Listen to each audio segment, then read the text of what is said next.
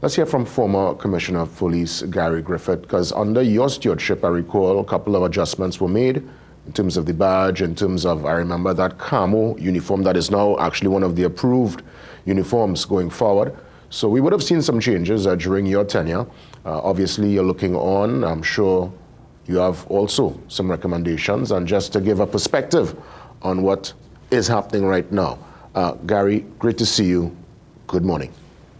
Hi, good morning to you. Well, no, it was definitely required. So I made some initial comments, and again, I want to re-emphasize that it is a step in the right direction to remove that previous wear that the police had for the last few years. I don't know which acting commissioner of police saw it fit to try to get the police officers to look like security guards from any security company where it was easily accessible.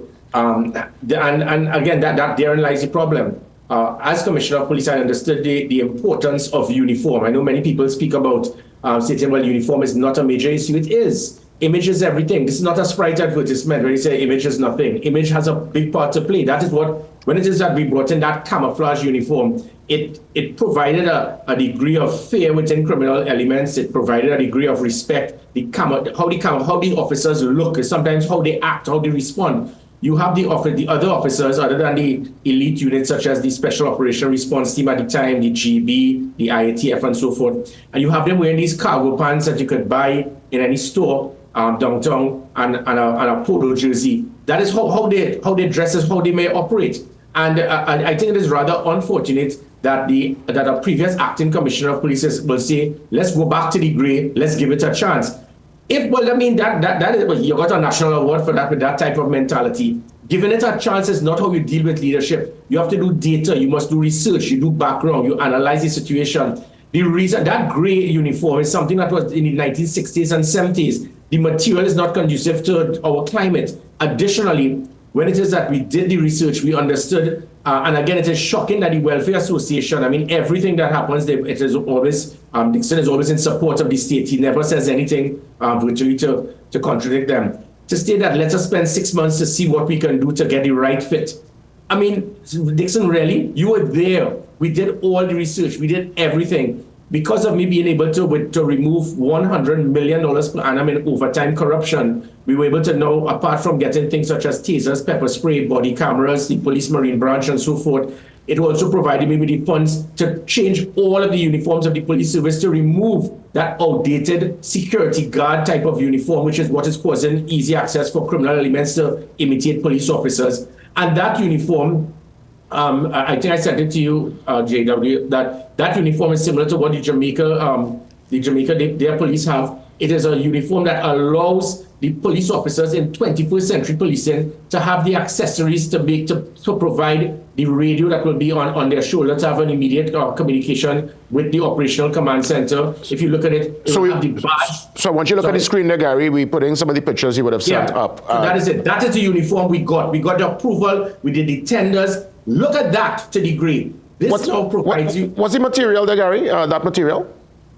It is a material more conducive to our climate, and it is not the gray material that is it is colonial, it is backward. You know, it's amazing. We want to change the coat of arms because it's colonial, but you want to go back to the gray uniform that is colonial. I always say they can't be half pregnant. And that uniform, it allowed, again, because the gray uniform doesn't have that, it's an old gray shirt. And again, with this uniform, you can put on the radios, you can put on the body cameras, you will have the belt now that gives you minimum use of force, the tasers, the pepper spray, and that now, look at that compared to the colonial gray. Look at that. That is what we had. That is what we got approval for. Okay. But just as everything else that I acquired, Erla and Old MacDonald shut it down, dismantle, remove. Even the police badge, you notice they've stopped using the police badge. The badge was an indicator because as a police officer, you must identify yourself. And definitely if the citizen asks, let me see your identification. Gary, let me ask, could this be duplicated? I mean, obviously,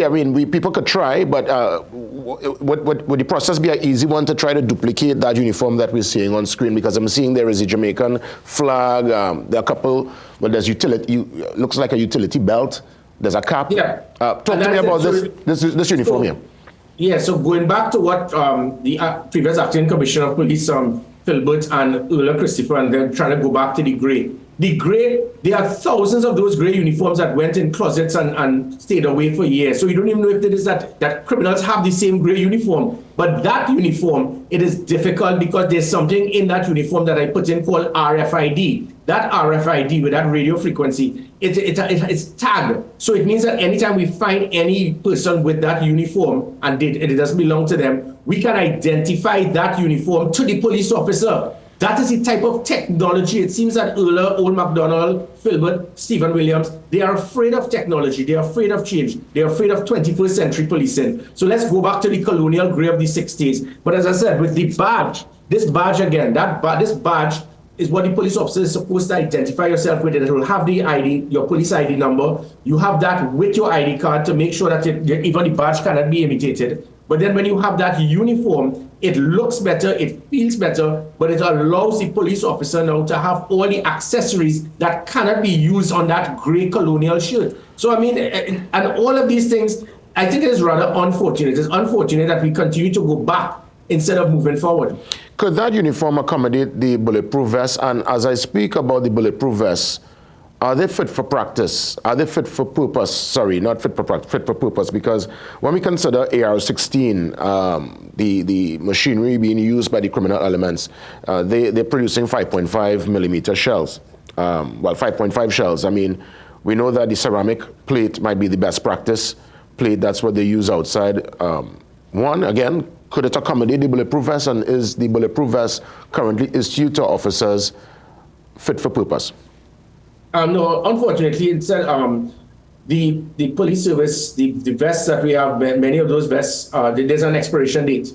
And obviously those vests, many of them would have expired, and it means that it could be dangerous because it's Kevlar, it's compressed. So after a certain a period of time, you need to change it. And those vests as well would have gone easily onto that same uniform. So with the vests, the body cameras, the belt with the taser, the pepper spray, the radios, all of those things makes it very difficult for someone to imitate a police officer.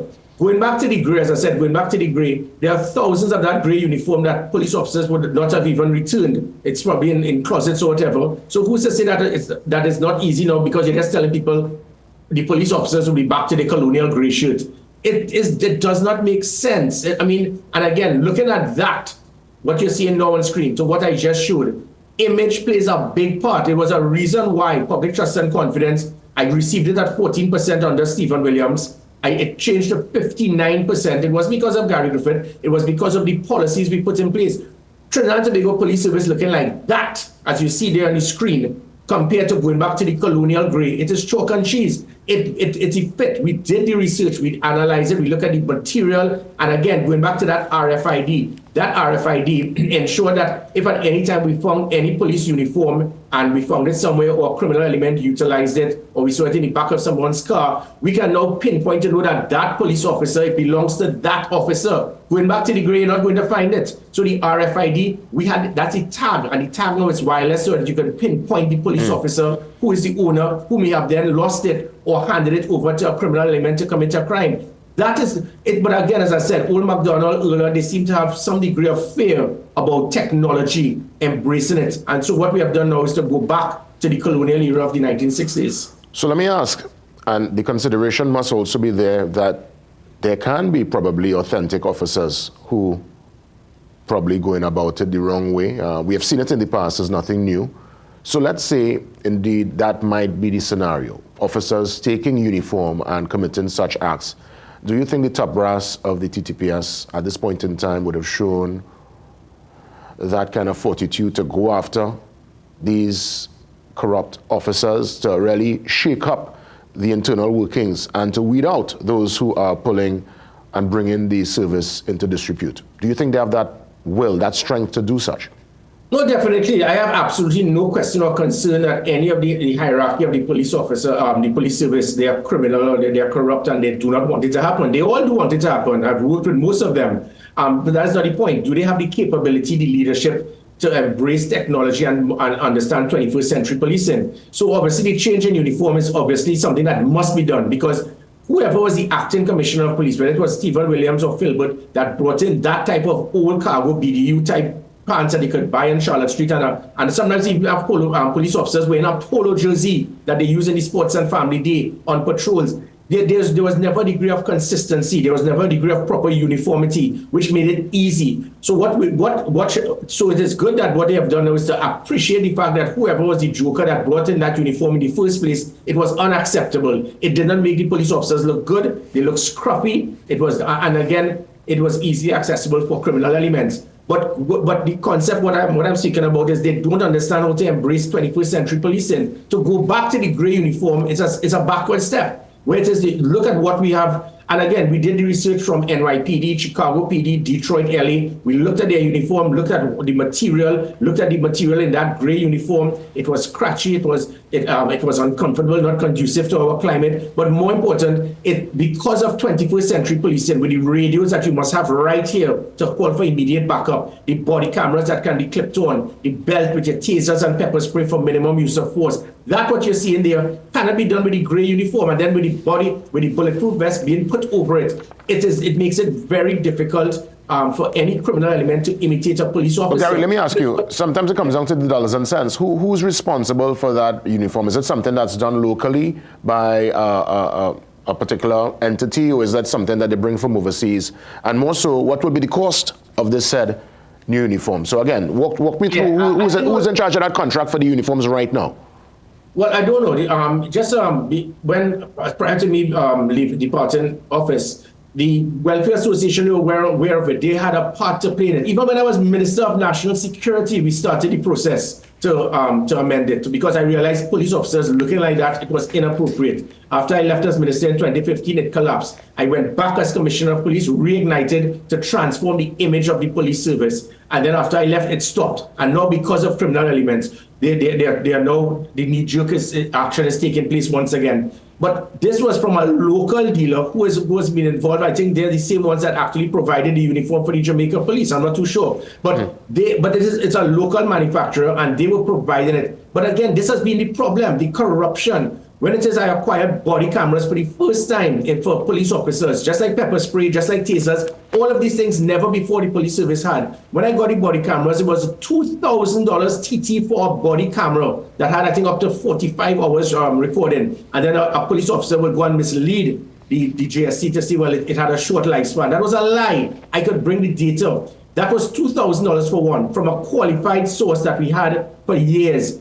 Now, Earl Christopher has found another source of a company that nobody knows about, selling body cameras for $8,000 to acquire 3,000. That is $18 million in taxpayers' money that could have been utilized somewhere else to change and transform the uniform, which is about the same price. So we're paying $8,000 now for body cameras, $3,000, which is $25 million from a company that nobody knows about. Whereas before, I acquired body cameras at $2,000. So this has always been the problem.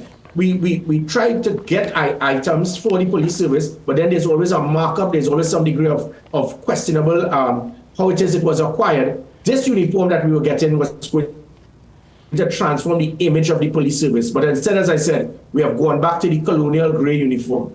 I want to take a moment to get your take, well, at least get your perspective on what's happening in Tobago. 25 murders. It prompted the chief sec to make some comments at a function on Saturday.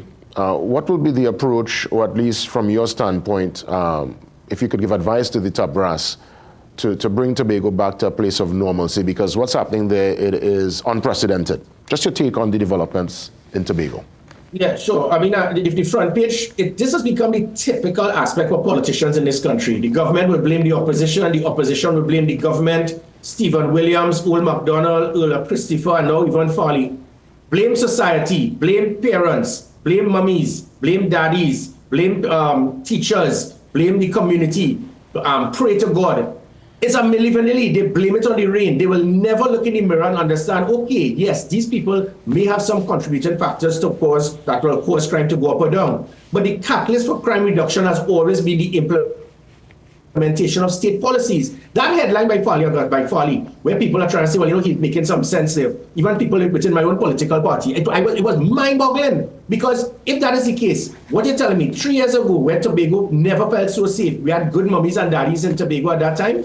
Was it that in 2013 and 2015, when it was the safest Tobago ever was, we had good mummies and daddies, and then as soon as Eddie Dillon and Stuart and Fitzy became ministers, they became bad mummies and daddies, and then after when I became commissioner, they became good mummies and daddies again? Let's think. I mean, we always try to blame everybody. We blame, as I said, we blame society, we blame illegal immigrants. The only difference with us and United States, at least when we blame illegal immigrants, we don't say they're eating the cats and the dogs. But you're blaming every single person instead of actually looking in the mirror and understanding what policies can I put in place to provide a deterrent to minimize that product of opportunity. And that is why since 1991 to the present time, 35 odd years, 30 plus years later, we have always seen crime goes up when there's a change, or down when there's a change in government, a change in security minister, or a change in commissioner of police. It can go up or down. And that is not because the mummies and daddies have changed. Yes, they are contributing factors, but how we put policies,